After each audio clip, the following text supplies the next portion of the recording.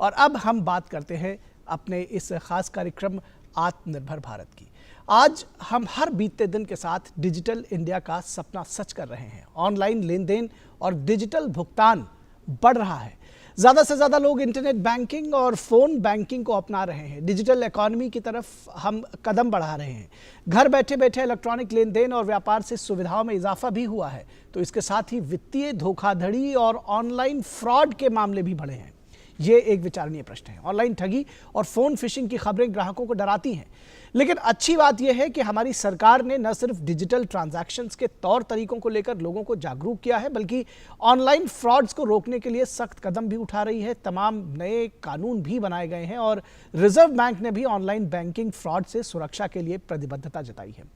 कई नए नियम बनाए गए हैं। साइबर लॉज को लेकर के और मजबूत किया गया है। कैसे बचा जाए ऐसी धोखाधड़ी से, कितनी कारगर हैं इसको लेकर जो बनाए गए हैं कानून, क्या और किए जाने की ज़रूरत है, इन सब विषयों पर विस्तार से चर्चा करेंगे अपने खास मेहमानों के साथ आज अपने इस कार्यक्रम आत्मनिर्भर भारत में। नमस्कार, मैं हूं निखिल। तो इस कार्यक्रम की शुरुआत करते हैं और अपने खास मेहमानों का तारुफ आपसे करा देते हैं। हमारे साथ में अनुज कुमार अग्रवाल, जो कि chairman center for research on cyber laws and cyber crime है, वो हमारे साथ में जुड़े हुए हैं। Doctor Vikram Singh, former DGP Uttar Pradesh से हमारे साथ जुड़े हुए हैं। और एडवोकेट संजय कुमार चड्ढा हमारे साथ जुड़े हुए हैं, जो सुप्रीम कोर्ट में एडवोकेट हैं और इस विषय पर अपनी राय रखेंगे। आप तीनों मेहमानों का बहुत बहुत स्वागत है हमारे इस कार्यक्रम में।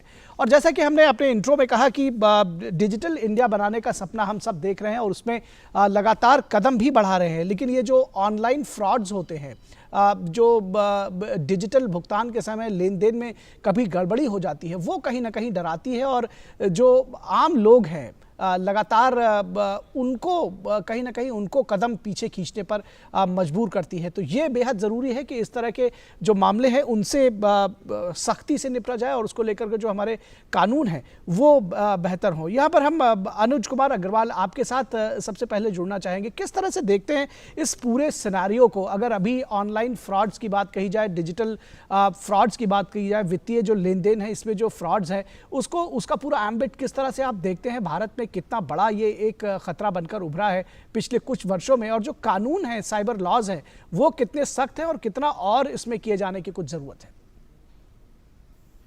देखिए, आज हमारे सभी जो ट्रांजैक्शंस हैं, चाहे वो निजी जीवन में हो, सामाजिक जीवन में हो, फाइनेंशियल ट्रांजैक्शन हो या गवर्नमेंट से इंटरेक्शन हो, वो सारे के सारे ऑनलाइन हो चुके हैं, डिजिटल हो चुके हैं। और ये एक अच्छी बात है क्योंकि ये बहुत ही सस्ते, सुलभ हैं और हर व्यक्ति, चाहे वो ग्रामीण क्षेत्र में हो या शहरी क्षेत्र में हो, आज सभी सुविधाओं का फायदा उठा पा रहा है।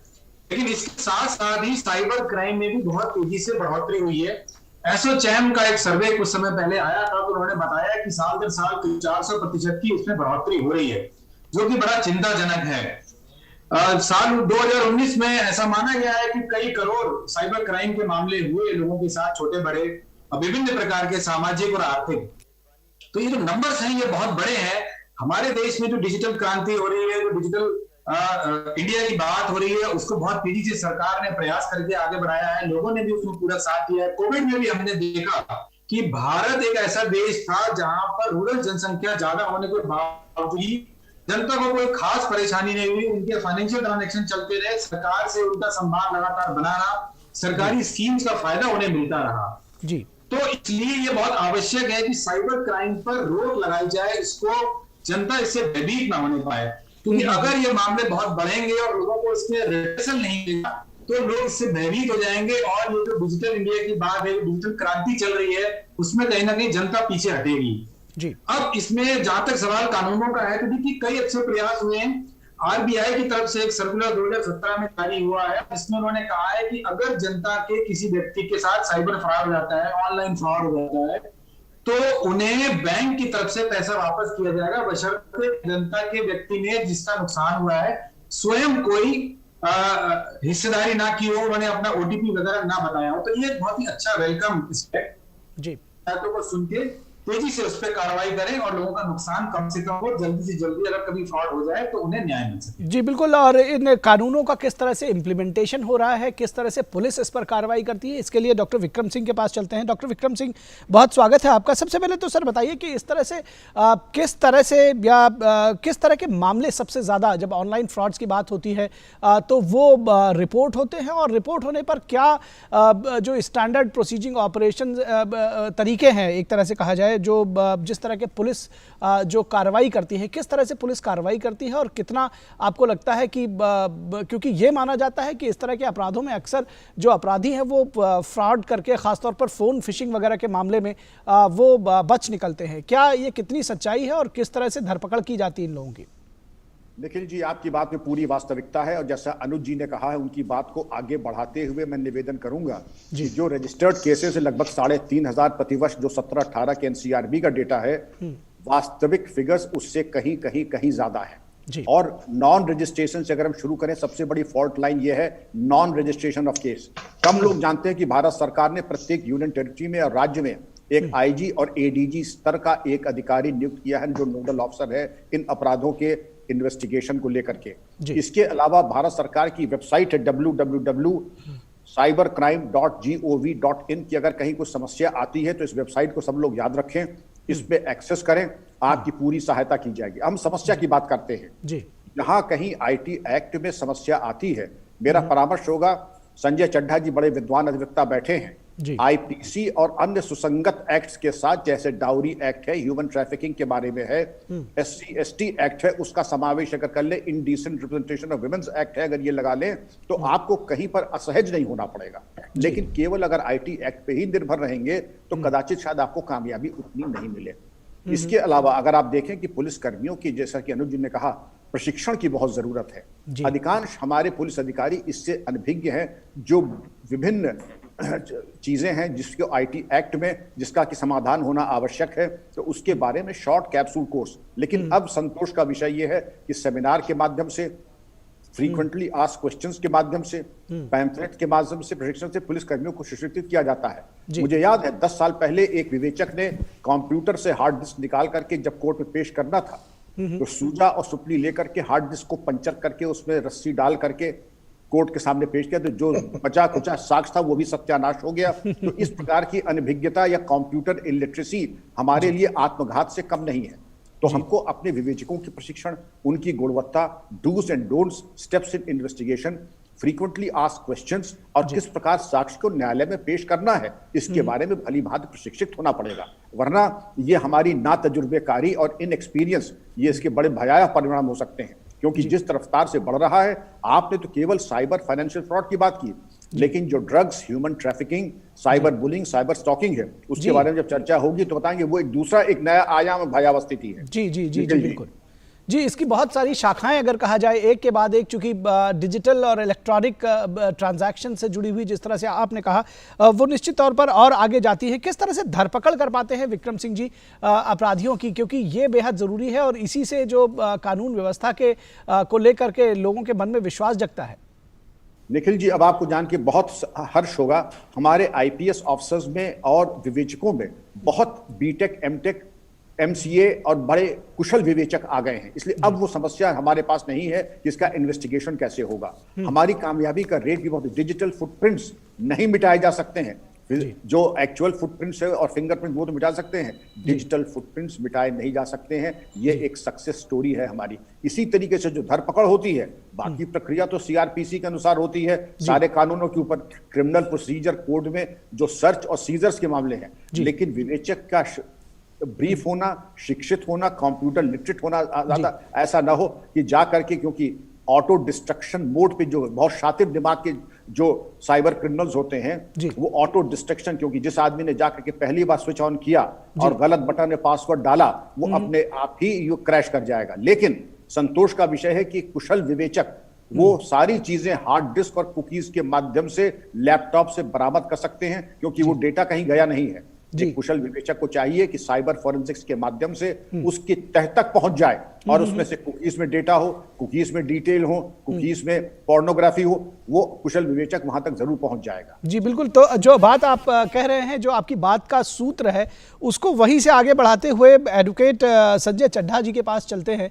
संजय चड्ढा जी, जिस तरह कह रहे हैं कि भाई धरपकड़ हो रही है, लेकिन सवाल यह है कि ऐसे अपराधों के विरुद्ध न्याय मिलने की कितनी संभावना है, और ऐसे मुकदमों में इससे जुड़े जो फ्रॉडुलेंट व्यक्ति हैं वो कितने प्रोसिक्यूट हो पाते हैं? आप किस तरह से देख रहे हैं इस पूरी न्याय व्यवस्था को? विक्रम सिंह जी ने कहा कि केवल एक तरह के न्याय से या एक तरह के कानून से शायद इसमें पार पाना बहुत संभव नहीं होगा।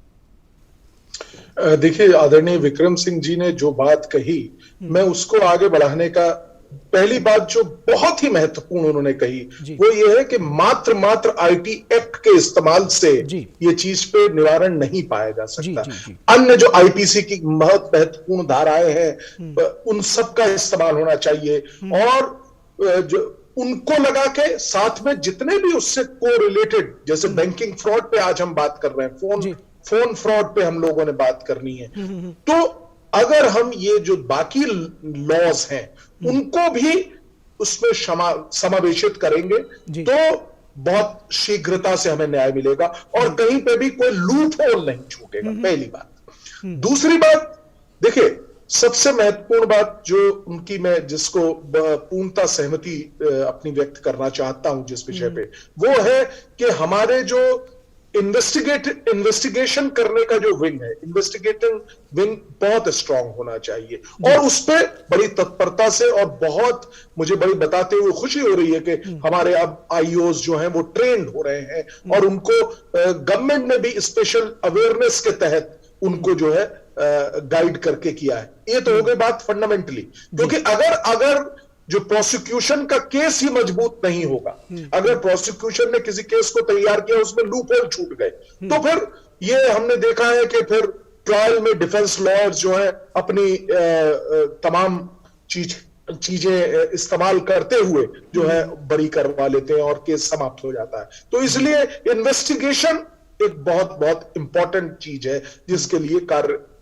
करने की हमें और आवश्यकता है, क्योंकि ये जो हार्डकोर क्रिमिनल्स हैं जो साइबर क्राइम कर रहे हैं वो दिन प्रतिदिन अपने आप को और एडवांस तरीके से बढ़ा रहे हैं, उनके पास काफी सारी नॉलेज है। और एक बात मैं और बताना चाहता हूं कि रजिस्ट्रेशन एनसीआरबी का जो डाटा 3500 केसेस का जिसका आदरणीय विक्रम जी ने कहा अभी, वो डाटा मुझे लगता है कि अनुज जी की बात को मैं ज्यादा पकड़ूंगा कि वो करोड़ों में फ्रॉड हो रहे हैं, लेकिन वहीं पे सरकार ने जिस तत्परता के साथ आरबीआई के जो रेगुलेशन आए हैं वो बहुत अहम है। वहीं पे मैं आपसे शेयर करना चाहूंगा निखिल जी, आपको जान के बहुत हर्ष होगा कि अभी इंटर मिनिस्ट्रियल कमेटी बनाई है फोन फ्रॉड्स के ऊपर, जिसमें कि 4 जो कि अहम मिनिस्ट्रियां हैं उनको उनको स्टेक होल्डर बनाया गया है, जैसे कि मिनिस्ट्री ऑफ आईटी को लिया गया है, होम मिनिस्ट्री के अंतर्गत जो जितने भी, जैसा आदरणीय विक्रम सिंह जी ने कहा, एडीजी और आईजी पुलिस के अंतर्गत उनको एक नोडल एजेंसी बनाई गई, तो उसको इसमें रखा जा रहा है। डिपार्टमेंट्स ऑफ फाइनेंशियल सर्विस है, डिपार्टमेंट ऑफ टेलीकॉम है। देखिए होता क्या है, क्राइम क्या है, एक लाइन में मैं बताना चाहूंगा। जो जैसा विक्रम सिंह जी कह रहे थे ना कि कई इसकी शाखाएं हैं इस वृक्ष की, तो वो सिर्फ 2 शब्द अगर हम याद रखें, जहां पे कंप्यूटर और नेटवर्क टूल या टारगेट के रूप में लिया गया, यहां पे या तो वो टूल है जिससे कि फ्रॉड, चीटिंग, पोर्नोग्राफी और तमाम क्राइम जो साइबर क्राइम से वो किए जा रहे हैं, या कंप्यूटर आपका टारगेट है। तो ये 2 चीजें, टूल एंड टारगेट, हमको ध्यान में रखना है, वो क्राइम हो जाता है। और सब कानूनों को सेक्शन, जो देखिए आईटी एक्ट 2000 का जो आया था उसमें बड़े विस्तृत तरीके से लेटर ऑन चेंजेस करके, अमेंडमेंट करके 2008 में मेरे ख्याल से सेक्शन 65 से 75 तक जो है कई धाराएं, सख्त धाराएं हैं, 3 साल की सजा का प्रावधान है। और देखिए ये साइबर ऑफेंसेस के जो विंग्स हैं, जो शाखाएं हैं, वो बहुत बड़ी नहीं है। इंटरनेशनल क्राइम भी इसमें आता है, इंटरनेशनल टेररिज्म आ जाएगा, साइबर टेररिज्म की हम बात करें जी। तो ये बहुत बहुत महत्वपूर्ण है। इसमें निरंतर कार्य होने की बहुत आवश्यकता है और मुझे ऐसा लगता है सरकार इसमें निरंतर कार्य कर रही है और हमारे जो पुलिस ऑफिसर्स हैं उनको प्रॉपर ट्रेनिंग दी जा रही है।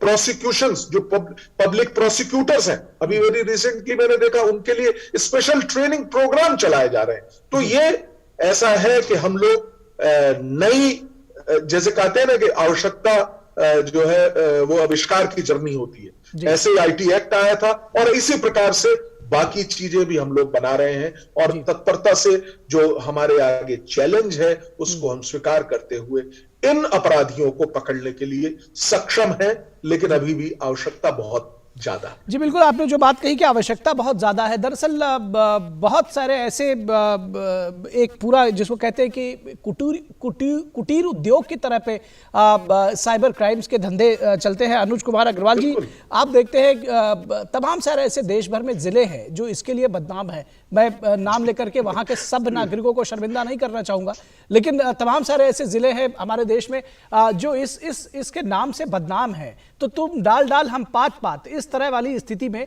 ये कहीं ना कहीं साइबर फ्रॉड, साइबर क्राइम्स चलते हैं। हमारे जो कानून है उसको किस तरह से और दुरुस्त किया जा सकता है इनको, इनकी धरपकड़ के लिए? दूसरी चीज, कितना आपको लगता है कि और ज्यादा एफिशिएंट होने की जरूरत है कि जो साइबर जो फ्रॉड्स होते हैं, खासतौर पर जो फोन फिशिंग वगैरह के जो मामले हैं उन पर ज्यादा से ज्यादा उनको पकड़ा जा सके? किस तरह की ऐसी क्या तकनीक भी और विकसित करने की जरूरत है? बहुत अहम बात कही। देखिए, सबसे पहली बात तो ये है कि देश में विभिन्न ऐसे पॉकेट्स बन गए हैं और वो पॉकेट्स शिफ्ट हो गए हैं। जो नाम पहले ज्यादा पॉपुलर थे साइबर क्राइम के मामले में, अब वहां से पुलिस की सख्ती के बाद कुछ जो अपराधी हैं वो दूसरे क्षेत्रों में शिफ्ट हो गए हैं। तो हमें कुल मिलाकर ये देखना होगा कि देश के किसी भी हिस्से में ऐसे लोग, ऐसे अपराधी पनपने ना पाए और उन्हें शरण पाए। देश में लगभग 15 लाख पुलिसकर्मी अधिकारी हैं। उनकी सतत ट्रेनिंग, लगातार ट्रेनिंग जरूरी है जी। और चूंकि ये तकनीकी मामला है तो कोई ऐसी विंग बनाई जाए हर पुलिस डिपार्टमेंट में, हर स्टेट में, जहां पर ऐसे लोगों को ट्रेन करने के बाद लगातार रखा जाए। अक्सर ये देखा जा रहा है कि ट्रेनिंग के बाद जो पुलिस अधिकारी इस प्रकार के अपराधों की विवेचना में सक्षम होते हैं, उनका कई बार तबादला हो जाता है और फिर नए लोग आते हैं। वो हालांकि अपनी तरफ से प्रयास करते हैं लेकिन सीखने में उन्हें काफी समय लग जाता है। तो कोई ऐसी इंसेंटिव स्कीम होनी चाहिए जिससे कि लोग इस क्षेत्र में लगातार बने रहें ताकि जनता को लगातार लाभ मिले। अगर पुलिस के अधिकारी विवेचना नहीं कर पा रहे हैं या डर के मारे शिकायतें नहीं ले रहे हैं, जैसे कि बार बार ये बात सामने आ रही है, जो नंबर्स बताए जा रहे हैं उससे नंबर्स कहीं ज्यादा है, तो जनता को उससे परेशानी होती है। पुलिस के लोग चाहते हुए उनकी मदद नहीं कर पाते हैं। तो सतत ट्रेनिंग और एक ऐसा विंग बनाया जाना जहां पर उनको लगातार रखा जाए और कोई ऐसा इंसेंटिव दिया जाए ताकि वो इस क्षेत्र में लगातार काम कर सकें, क्योंकि ये बहुत ही तकनीकी मामला है जी। दूसरी चीज ये कि राष्ट्रीय स्तर पर एक स्टैंडर्ड ऑपरेटिंग प्रोसीजर, जैसा कि हमने भी बनाया है, किताब भी लिखी है, ऐसी कोई स्टैंडर्ड ऑपरेटिंग प्रोसीजर सभी जो हमारे स्टेट के यूनिट्स हैं, पुलिस के यूनिट्स हैं, वो करें। क्योंकि अभी देखने में ये आया है कि हर जगह, हर थाने में, हर जिले में अलग अलग तरीके से विवेचना करने का प्रयास करते हैं। और जैसे कि हमारे माननीय वक्ताओं ने पहले भी कहा कि अगर प्रोसिक्यूशन का केस अच्छा नहीं है, कमजोर है, तो मेहनत करने के बावजूद, अपराधियों के बावजूद भी कहीं ना कहीं अदालत से उन्हें लाभ मिल जाता है। तो हमारा जो स्टैंडर्ड ऑपरेटिंग प्रोसीजर होना चाहिए, इलेक्ट्रॉनिक्स के जो फ्रॉड हो रहे हैं, जो साइबर फ्रॉड हो रहे हैं, क्राइम हो रहे हैं, वो मजबूत होना चाहिए, अच्छा होना चाहिए, ताकि जब उनको पकड़ा जाए, उनके खिलाफ केस बने, तो वो अदालत में केस कमजोर ना पड़ जाए और अपराधियों को सजा मिले। जब अपराधियों को सजा मिलेगी तो अपराधी डरेंगे अपराध करने से और जनता में एक प्रकार का एक ऐसा माहौल बनेगा, उनको कॉन्फिडेंस आएगा कि अगर वो शिकायत करते हैं तो अपराधियों को जो है सजा मिलेगी। तो ये हमें स्टैंडर्ड ऑपरेटिंग प्रोसीजर और ट्रेनिंग की तरफ ध्यान देना है जी। जहां तक सवाल कानूनों का है, बार बार हम लोग ये चर्चा कर रहे हैं कि केवल एक प्रकार के कानून, आईटी एक्ट पे इसका भरोसा नहीं रखना है। और अक्सर ऐसे मामलों में आईपीसी की जो सही धाराएं हैं वो भी प्रयोग की जाती है। हाँ, इसमें कुछ चूंकि नए प्रकार के अपराध बार बार सामने आ रहे हैं, सामाजिक भी अपराध आ रहे हैं, आर्थिक भी आ रहे हैं और सरकारों पर। अनुज जी क्या इसमें बैंक्स वगैरह को, जो बैंक्स हैं जो एक एंड पे हैं, वो उनको और सजग और प्रॉम्प्ट होने की जरूरत नहीं है? क्योंकि कई बार हम देखते हैं कि फ्रॉड शायद ना हो रहे हों, लेकिन डिजिटल ट्रांजैक्शंस में जब हम जो एक ग्राहक है वो हतोत्साहित तब हो जाता है जब वो देखता है कि उसके कुछ पैसे उसने मान लिए किसी यूपीआई में ट्रांसफर किए और यूपीआई के एंड से बताया जाता है कि जब ये आए नहीं, बैंक कहता है हमने ट्रांसफर कर दिया, बैंक कहता है मामले की जांच कर रहे हैं, और इसमें बहुत सारा टाइम निकल जाता है। आपने बिल्कुल सही कहा, इन सभी मामलों में समय का बहुत महत्व है। इस प्रकार अपराध होने के बाद जब व्यक्ति शिकायत करने बैंक में जाता है तो कई बार टालम टोल करते हैं, उसकी शिकायत नहीं लेते हैं, उसको कहते हैं कि आप पहले पुलिस में जाइए, शिकायत करिए। तो वो बेचारा पुलिस में जाता है और वहां भी कुछ समय लग जाता है और कई बार उसमें भी देरी होती है, और इस दौरान अपराधी उन पैसों को किसी माध्यम से निकालने में कामयाब हो जाता है और उसके बाद जांच पड़ताल के बाद उनको न्याय नहीं मिल पाता है जी। तो ये बिल्कुल इसमें बैंकों का बहुत बड़ा रोल है, और उन्हें अपने सभी काउंटर पे जो अधिकारी और कर्मचारी बैठे हैं उनको ये एसओपी देना चाहिए कि किसी भी प्रकार की शिकायत अगर व्यक्ति मौखिक रूप से भी करता है तो तत्काल उसे लें और उस पर प्रभावी कार्रवाई करें, उस पैसे को तक पहुंचने में रोकें। उसमें यह कहना कि वो यूपीआई में चला गया तो आप यूपीआई से पता करिए, या पेटीएम में चला गया तो आप पेटीएम से पता करिए। हर व्यक्ति से ये उम्मीद करना कि वो पेटीएम को जाके डील कर पाएगा या उनके सक्षम अधिकारियों तक तुरंत पहुंच पाएगा, ये संभव नहीं होता है। ये बैंकों को देखना है कि उनको ब्रांचें, चूंकि वो कस्टमर सबसे करीब होता है और कस्टमर बैंक की ब्रांच को पहचानता है वगैरह, या यूपीआई तो ऑनलाइन काम कर रहे हैं, उनके कोई ऐसे ऑफिस नहीं है जहां पर लोग जा सकें। पर कई बार जो उनकी हेल्पलाइन होती है वो इतनी बिजी रहती है कि लोग वहां तक नहीं पहुंच पाते, बिल्कुल ठीक फरमाया, भाषाओं से बात नहीं कर पाते। तो बिल्कुल बैंक की जिम्मेदारी है, और अगर बैंक उसमें सहयोग नहीं करता है तो मुझे लगता है कि उस पर उनको फाइन की प्रावधान भी होनी चाहिए। जी बिल्कुल, आपने ठीक कहा कि बैंकों को और जिम्मेदारी लेने की जरूरत है। फिलहाल डॉक्टर विक्रम सिंह के पास चलते हैं। डॉक्टर विक्रम सिंह, एक पुलिस अधिकारी के तौर पर आपको क्या लगता है कि कितनी बड़ी चुनौती पुलिस के सामने है इस तरह के अपराधों की रोकथाम के लिए? क्योंकि कई बार ये एक सीधा सीधा अपराध नहीं है जहां पर जैसे आपने खुद कहा कि फिंगरप्रिंट्स और दूसरे चीज़ों की जो प्रूफ्स है उनकी मदद से आप किसी अपराध का भंडाफोड़ कर लेते हैं। यहाँ पर स्थितियाँ बड़ी दुरूह और बहुत तकनीकी जानकारी की भी ज़रूरत होती है। तो किस तरह के आपको चैलेंजेस नज़र आते हैं? और बार बार ये दोनों गेस्ट हमारे जो साथी हैं वो कह रहे हैं कि इन्वेस्टिगेशन बेहतरीन होनी चाहिए, ये इसका जिम्मा भी पुलिस के सिरे पे ही आता है। बेशक निखिल जी, इन्वेस्टिगेशन की गुणवत्ता बढ़ाने के लिए पुलिस विवेचकों की प्रशिक्षण में बहुत बल दिया जाना चाहिए। रोज रोज नए नए मोडस ऑपरेंडाई बन रहे हैं। विद्वान पैनलिस्ट अनुज जी ने और संजय जी ने जिस बात पे प्रकाश डाला है, अनुज जी ने जो बात कह करके और अपनी गरिमा के अनुरूप उन्होंने खुलासा नहीं किया, मैं उसका खुलासा कर रहा हूं। यह संगठित अपराध है, शीर्षस्थ और बड़े प्रशिक्षित लोग इसमें सम्मिलित हैं। और मैं संस्तुति करूंगा कि सब लोग एक पिक्चर देखें, जामतारा, जो ओटीटी प्लेटफॉर्म पे आई है। जामतारा में संगठित गिरोह में कम से कम 400 युवा ऐसे थे जो पूरे हिंदुस्तान में साइबर क्राइम कर रहे थे। और दिल्ली पुलिस की शिकायत पे जब दिल्ली पुलिस की टीम जामतारा गई तो उनके साथ मजाहिमत हो गई, मारपीट हो गई। आप ये समझ सकते हैं कि जब वहां की संलिप्तता, मैं इस पे कोई आक्षेप नहीं लगा रहा हूं फिलहाल, लेकिन अगर दिल्ली पुलिस वहां जाकर के पिट करके मुंह की खा के आई जामतारा में, वहां पर 200 लोग निरंतर कॉल सेंटर की तरीके से पूरे भारत को छलनी कर रहे हैं, तो समस्या उतनी नहीं कि सामान्य अपराध नहीं, यह संगठित अपराध है। इसके पीछे हायरार्की है, प्रॉफिट शेयरिंग है, और इसके ऊपर कहीं ना कहीं शासन प्रशासन की किसी हद तक मिली भगत भी है। तो इस चीज को जब देखना होगा कि संगठित अपराध की अगर हमें कमर तोड़नी है तो वो एक दूसरा आयाम और दूसरी प्रैक्टिस हो जाती है, जिसमें जो उनके लेवल का प्रशिक्षण है, उनका R&D है, उससे एक जनरेशन आगे R&D पुलिस और हमारे विवेचकों का होना चाहिए। जैसा कि संजय जी ने प्रकाश डाला, हमारे विवेचक अब बीटेक और एमटेक आ रहा है, IIT के पास आउट्स आ रहे हैं। तो वो जमाना चला गया जो 10 साल पहले था या 5 साल पहले भी था। अब स्टेट ऑफ द आर्ट हमारे पास टेक्नोलॉजी है, लेकिन उनकी संख्या बहुत कम है। उसको आगे बढ़ने के लिए, बढ़ाने के लिए ये जरूरी है कि पहले तो FIR नहीं हो रही है, नोडल अफसर के पास जाएं, वेबसाइट पे जाएं, FIR हो जाती है, त्वरित विवेचना, और अगर उसमें विलंब होगा, जैसा कि अनुज जी ने कहा, उतनी देर में खाता बंद होकर के पैसा अकाउंट में झाड़ू लग जाएगा और वो पैसा गायब हो जाएगा। इसलिए जरूरी है कि त्वरित इसकी जो सीक्रेट है, prompt registration, prompt investigation, immediate recovery of tools of crime, immediate recovery of the stolen money, ये 4 बिंदुओं के ऊपर ये सारा साइबर क्राइम जो फाइनेंशियल एस्पेक्ट है, इसके ऊपर अगर कार्रवाई करें तो आपका सक्सेस रेट, मुझे कोई संदेह नहीं, 90% से ऊपर ही जाएगा। जी बिल्कुल। अब समय की बहुत कमी है हमारे पास। फिलहाल संजय जी आपसे बहुत सारे सवाल पूछने थे, लेकिन फिलहाल हम आपसे जानना चाहेंगे कि जो ऑनलाइन वेबसाइट्स के थ्रू फ्रॉड होता है या कोई चीज़ दिखाई गई, बेची गई कोई दूसरी चीज़, इसको लेकर के कहा जा रहा है कि कंज्यूमर फोरम्स जो हैं वो कारगर सिद्ध हो सकते हैं। कितने कारगर हैं इस तरह के फ्रॉड्स में न्याय दिलाने के लिए? थोड़ा संक्षेप में रखिएगा अपना जवाब।